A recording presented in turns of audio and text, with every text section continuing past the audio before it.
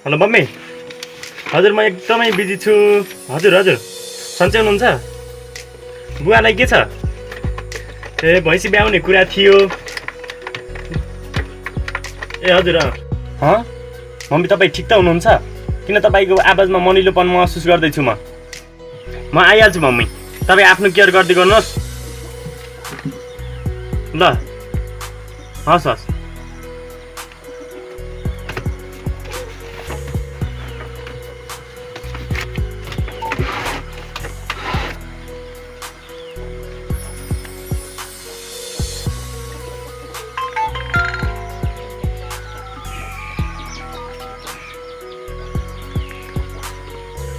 विपिन सुन न, म चाहिँ एकदम इमर्जेन्सी काम परेर चाहिँ घर जानुपर्ने भयो। हाम्रो रुममा चाहिँ एकदम सामानहरू पनि यत्र तत्र छ। अफिसका कागजातहरू यहीँ छन्, सबै मिलाइदियो है त। ल ल ल ल ल ल तिमीसँग म चिन्ता गर्दिनँ ल ल।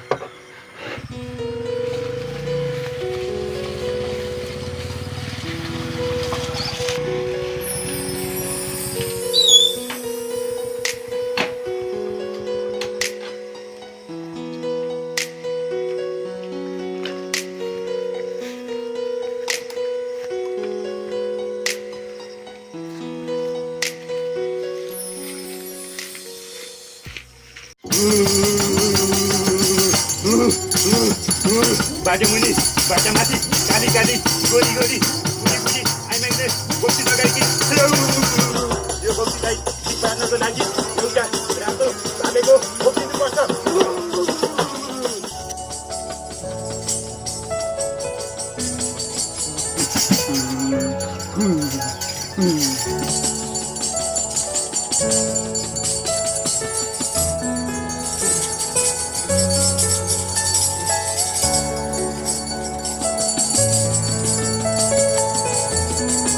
बुवा म तपाईँले कतिपटक भने मम्मी बिरामी हुँदाखेरि डाक्टर बोलाउनुहोस्, झामी झाँकी होइन भनेर। अनि तपाईँ जसले आफ्नो बहिनी बिरामी हुँदा उपचार गर्न सक्नु भएन र अहिले चाहिँ अरूलाई चाहिँ उपचार गर्छु भनेर हिँड्नु भएको छ। तपाईँ पहिले आफ्नो डिप्रेसनलाई चाहिँ उपचार गर्नुहोस्, त्यसपछि मात्र अरूको ज्यान बचाउँछु भनेर हिँड्नुहोस्। अघि के भन्दै हुनुहुन्थ्यो? बाटा मुनि बाटा उफ्री अरे। के अर्थ यसको? मान्छेको घर चाहिँ कि त बाटा मुनि हुन्छ कि त बाटा उफ्री हुन्छ। बाटा मुनि अथवा बाटा उफ्री नभएर त्यो चन्द्रमामा हुनुपर्ने। त्यति गरी अर्को के अरे? काली काली गोरी गोरी। मान्छे कालो अथवा गोरो नभएर त्यो इन्द्रेणी रङको सप्तरङ्गी हुनुपर्ने। त्यति माथि रातो भाले काट्नु पर्ने अरे। यहाँ रातो भाले काटेर चाहिँ मम्मीमा लागेको सङ्क्रमण चाहिँ मर्छ, आफै काटिन्छ, गर्नुको पनि हद हुन्छ। 2-4 वर्ष सर्न बस्तीमा र 2-4 कुरा थाहा पाउँदैमा आफूलाई सरकारी नथान।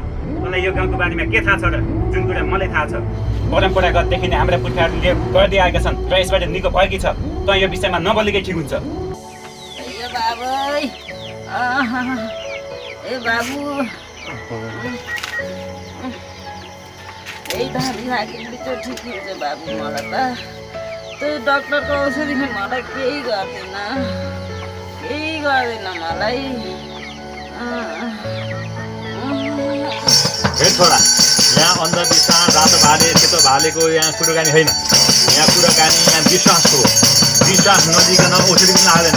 यदि विश्वासले मानिसकेपछि उहाँ चाहिँ आत्मबल मिलोस् भनेर चाहिँ यो सब मैले गरेको कुरा गर्नै बेकार छ।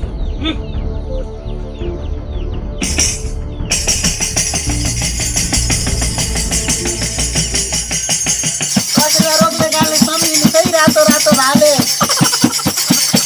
आन्टीले लागेको रोग छ।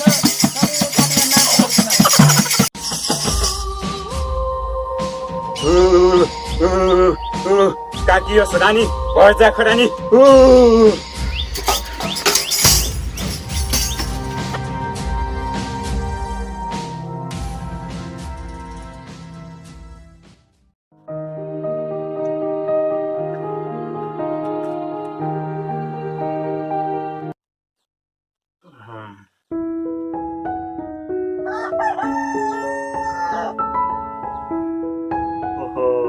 अवस्था झन् नाजुक छ।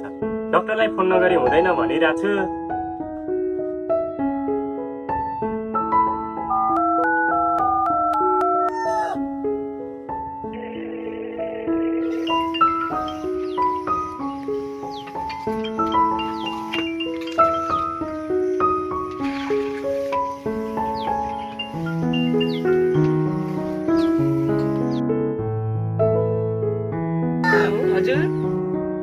डाक्टर साहब नमस्कार।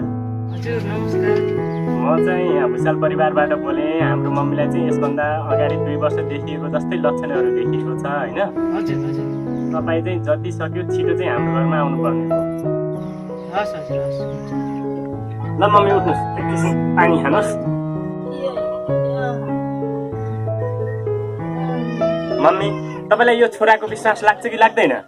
लाग्छ छोराको नाममा लाएर कस्तो लाग्ने। त्यसो भए छोराले गरेको निर्णय र कामलाई पनि विश्वास गर्दै गर्नुहोस्।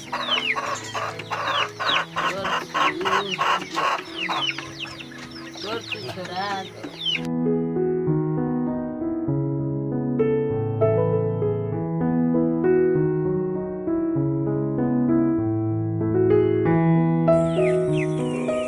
नमस्कार डाक्टर साहब, एकलको घरमा आउनुहुन्छ, हाम्रो सेवा गर्नुहुन्छ, हामी धन्य छौँ।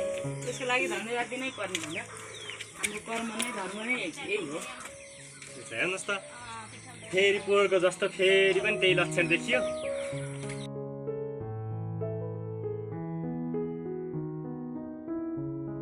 ल ठिक छ, म हेरिहाल्छु नि। आमालाई उठाउनु त। ल मम्मी यसो हेर्नुहोस्।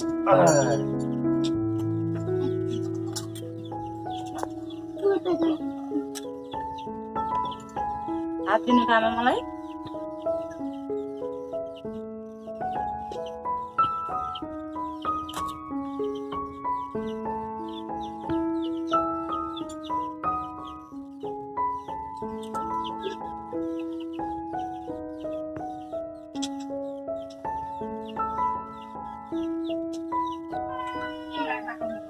प्रेसर एकदमै बढी छ अनि टेन्सन पनि अलि गर्नुहुँदो रहेछ। आमा सधैँ जवानी त कहाँ रहन्छ र? बुढेसकाललाई चाहिँ सबै रोगहरूले सङ्क्रमण गर्छ। चिन्ता गर्नु भएन। ग्यास्ट्रिक पनि बढेको छ। थोरै थोरै धेरै पटक खानु पर्यो। पानी प्रशस्त खानु पर्यो है। म औषधि छोड्छु हजुरलाई है। उहाँलाई नियमित औषधि खुवाउनु होला अनि उहाँलाई पानी प्रशस्त खुवाउने है। टाइम टाइममा खाना खुवाउने पनि गर्नु होला है।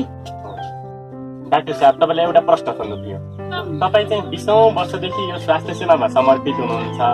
यहाँका गाउँलेहरूलाई यो अन्धविश्वासमाथिको विश्वास देखेर चाहिँ तपाईँलाई वाक्क दिक्क लाग्दैन? कुनै पनि कुरालाई एक्कासी बदल्न त कहाँ सकिन्छ र? बिस्तारै बदलिन्छ। यी सोझा गाउँलेहरूलाई धामी झाँक्रीकै पेसा गराएर उहाँहरूलाई लुटेको देख्दा म असह्य छु। अहिले अलिक हतार छ मलाई है। फुर्सदमा कुरा गरौँ ल। अहिले म जान्छु है। हस् डाक्टर साहब, आउनुभयो। धेरै धेरै धन्यवाद तपाईँलाई चाहिँ। नातिनु आमालाई बिस्तारै सन्चो हुन्छ है। अलिक ख्याल गर्नु होला स्वास्थ्यमा। प्रशस्त पानी खुवाउने, औषधि टाइम टाइममा खुवाउने गर्नु होला है त। हस् त डाक्टर साहब।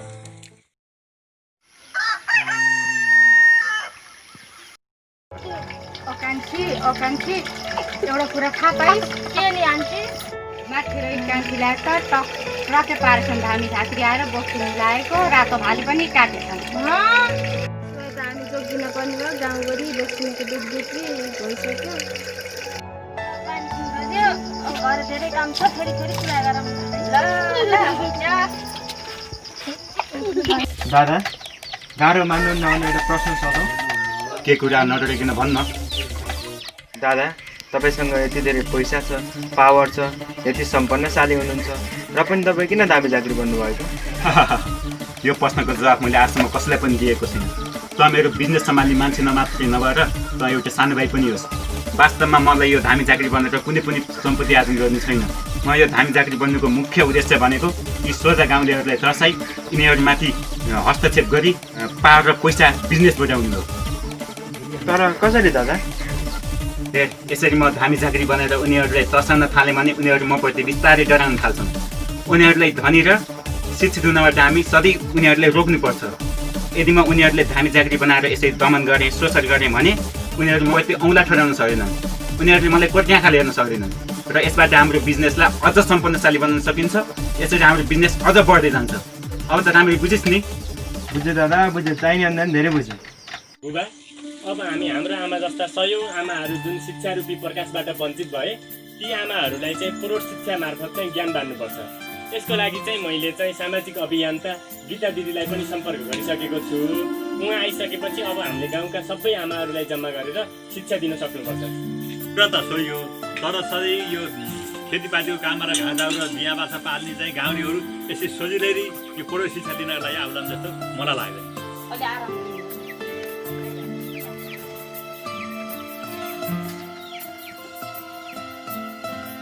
ओहो गीता दिदी, तपाईँको भर्खर मात्र कुरा हुँदै थियो।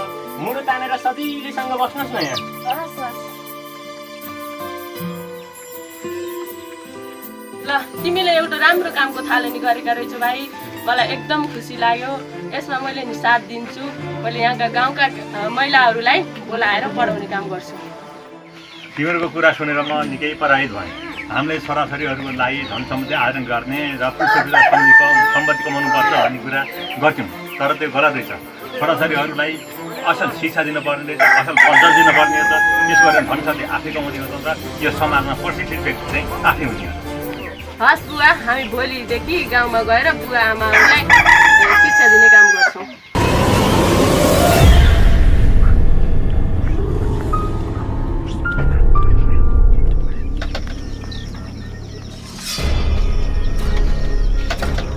दादा, त्यो भुइँचालो परिवारले हाम्रो धन्दा नै चुपट पार्ने गाडी गाउँले भड्काएर प्रौढ शिक्षा पढाउँदैछ। मैले आफ्नै आँखाले देखेको।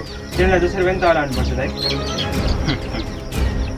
समयको मागसँगै कुन बार कहाँ पढाइ गर्नुपर्छ त्यो मलाई राम्रोसँग थाहा छ। आज यो सारा संसार एसके बिडनसँग किन झुक्छ थाहा छ तिमीहरूलाई? किनकि यो एसके बिडनको जन्म नै यसैको लागि भएको।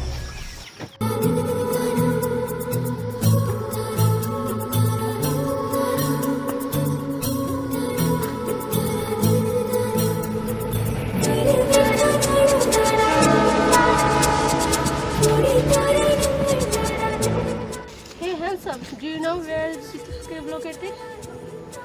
Yeah, I know about Vitra Cave, but I want to know about you, baby. Hey handsome, कता आएको? हजुरले विचित्र गुफाको बारेमा थाहा छ? तिमीले भनेको गुफा चाहिँ यहाँदेखि अलि धेरै टाढा छ। लोकेसन चाहिँ धुर्कोट बस्तु कुम्ला वन, तर हिँडेर जान केही समय लाग्छ। टाढा भए पनि हिँडेर जान त एक्लै छ, डबलबाट जान त आफ्नो मनको पनि त कोही हुनु पर्यो नि।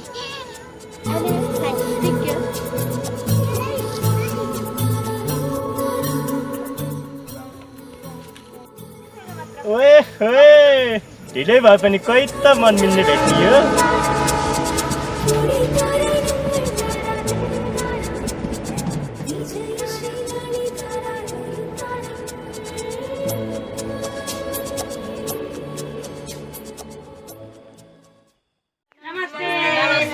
तपाईँहरू सबैजना प्रौढ शिक्षा पढ्न आउनुहुन्छ। ल धन्यवाद छ। मैले कापी ल्याइदिन्छु हजुरहरूको लागि। ल समात्नुहोस् है। ल लिनु।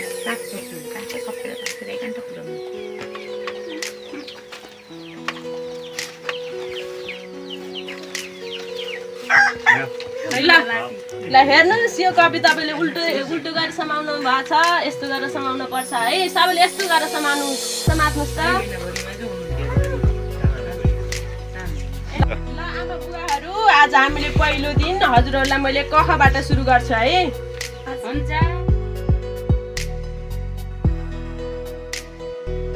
हेर्नुहोस् आमा बुवाहरू, हामीले यतिका दिनसम्म कह एबिसिडी पढाएँ मैले, हजुरहरूले जानिसक्नुभयो होइन र? अब हामीले आज अलिकति अन्धविश्वासको बारेमा कुरा गरौँ न र? हुन्छ। हाम्रो गाउँमा अन्धविश्वासले हेर्नुहोस् झगडा गाडेको छ। यस्तो अन्धविश्वासमा हजुरहरूलाई विश्वास लाग्छ कि लाग्दैन? अन्धविश्वासमा विश्वास गर्न हुन्न, यो त परम्परा। मेरो त भइसक्यो हो गाउँ म्याडम, भोलि पढौँलाई। मेरो पनि घर आटो पनि डढिसक्यो, छिटो पढाउनुहोस्। मेरो पनि नानीहरूलाई स्कुल जान बेर भएछ, आज त छोडिदिनु त भयो। हतार रहेछ, त्यसो भए भोलि पढ्दै गरौँला। हुन्छ आजलाई जाउँ। हुन्छ भोलि।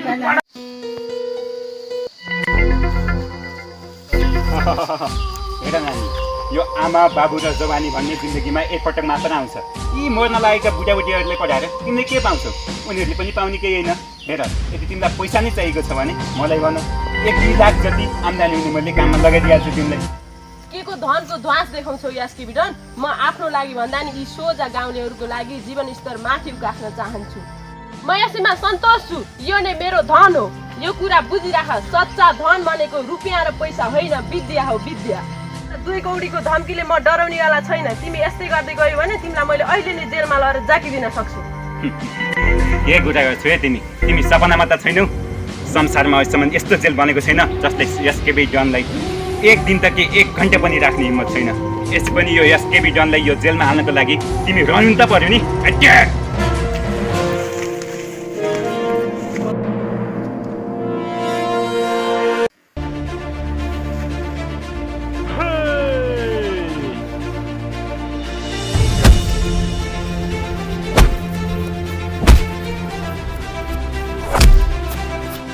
यस्तासित झगडा गरेर हामीले समय खेर फाल्नु छैन। छाडिदेऊ भाइ, छाडिदेऊ।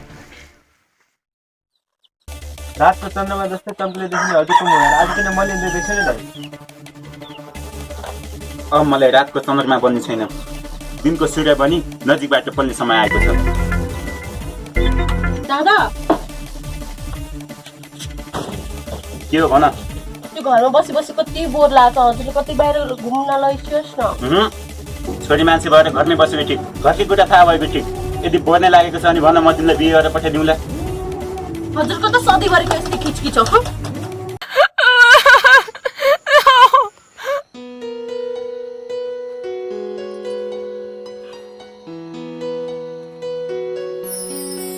अरे त्यही सुन्दरी नाम चाहिँ पो के होला?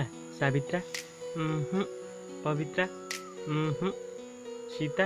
यति पुरानो नाम त हुनै सक्दैन। जे होस्, प्रतीक्षा भनेर बोलाउँछु। प्रतीक्षा। हे मिस्टर, तिमीले मलाई फलो गरिरहेछौ? बाइ द वे मेरो नाम प्रतीक्षा होइन, निशा हो। फलो गर्ने बटम त देखाइदेऊ।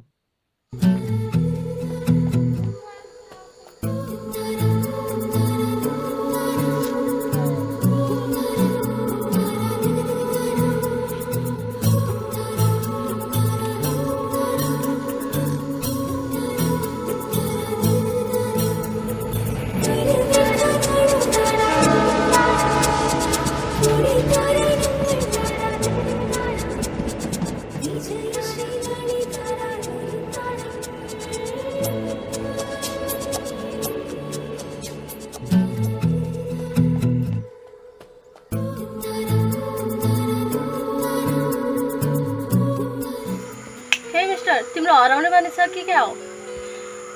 पानी बिनाको समुद्र गहिराइमा डुबेर पौडी खेल्न नखोज, फेरि आफै हराउला। तर तिम्रो यो शालीन स्वभाव मलाई मन पर्यो। मलाई त तिम्रो सबै मन पर्यो, तर यो गाउँमा तिमीलाई त पहिलोपटक देख्दैछु।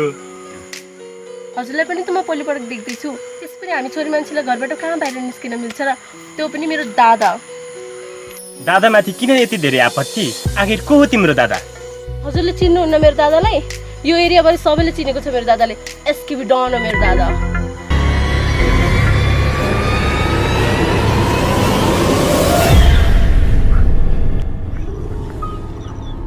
दादा हजुर, यो छोरीको जातलाई पन्छिनुभन्दा अगाडि नै पन्छाउनु पर्दो रहेछ। दादा आफै पन्छाउने उठ्न खोज्दो रहेछ। बुढा के भन्न खोजेको? बुढा स्पष्ट नचपेकिन भन्। दादा हजुर, मैले हाम्रो मेन साललाई त्यो मनोज छ नि अस्ति लफडा भएको, त्योसँग लसपस गरेको देखेको नि। अच्छा, भनेपछि त्यसले अब छिट्टै नै निकासको बाटो तयार गरिदिनु पर्ने भयो।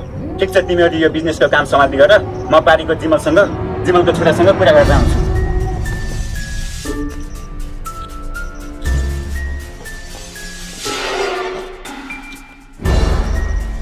जिमल बा को आउनु भएछ?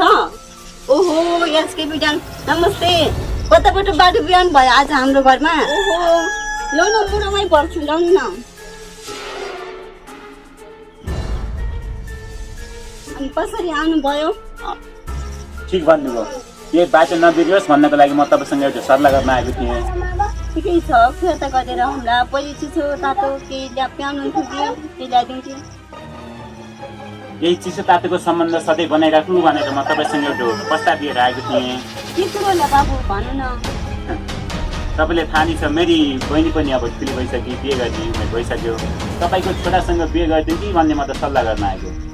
ओहो बाबु, हजुरसँग नातागाँथा त कसै पो मन थिएन र, तर के गर्ने, मेरो छोराको जिगर भाइ बिग्रिसक्यो। तपाईँलाई थाहा भएको कुरा हो। मेरो छोराको उमेर पनि 40 वर्ष हुन आँट्यो। हजुरको बहिनी त सानै छ। कुरा मिल्ला र बाबु। जब दिनेलाई नै चिन्ता छैन भने तपाईँ लिनेलाई के को चिन्ता? तपाईँ बिहेको तयारी गर्दै गर्नुहोस्। तपाईँ दाइजोको कुनै चिन्ता गर्नु पर्दैन। तपाईँले भने जति पुग्छ। कुरा त राम्रै हो बाबु, त्यही पनि एकचोटि केटाकेटीको कुरा गराइदिनु पर्छ कि। उनीहरूको कुरा कानी गराइदिने भए म यहाँ किन आउनु पर्थ्यो र? तपाईँ बिहेको तयारी गर्दै गर्नुहोस्, यो कुरा चाहिँ यताउति नहोस् नि।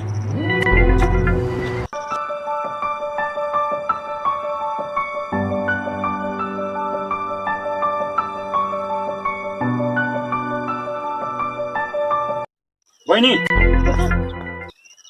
किन डराएको मसँग? के कुरा त्यस्तो भन। मेरो कुरा ध्यान दिएको छु न, मैले तिम्रो बिहे जिमल बाको छोरासँग गरिदिने फिक्स गरिदिएको छु।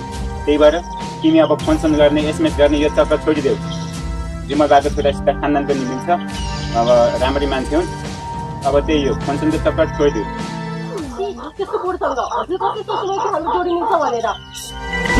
दाइसँग बढी कुरा गर्ने होइन, म जे भने त्यही भरि सोच। चुप लागेर बस्ने।